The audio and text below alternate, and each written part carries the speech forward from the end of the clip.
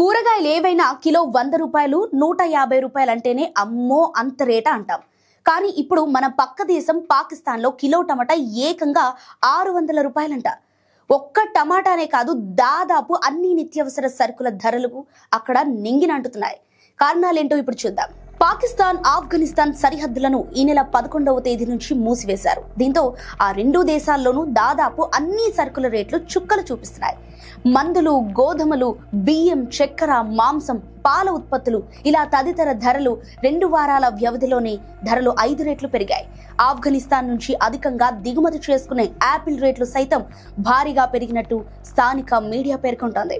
పాకిస్తాన్, ఆఫ్ఘనిస్తాన్ మధ్య ఏటా $2.3 బిలియన్ వాణిజ్యం జరుగుతోంది. ప్రస్తుతం అటు సరుకు ఇటు, ఇటు సరుకు అటు వచ్చిపోయే వీల్లేకపోవడంతో నిత్యం సుమారు 8 కోట్ల నష్టం వాటిల్లుతోంది.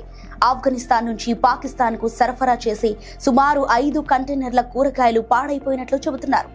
బోర్డర్ కి రెండు వైపులా దాదాపు 5,000 కంటైనర్లు నిలిచిపోయాయని తెలిపారు.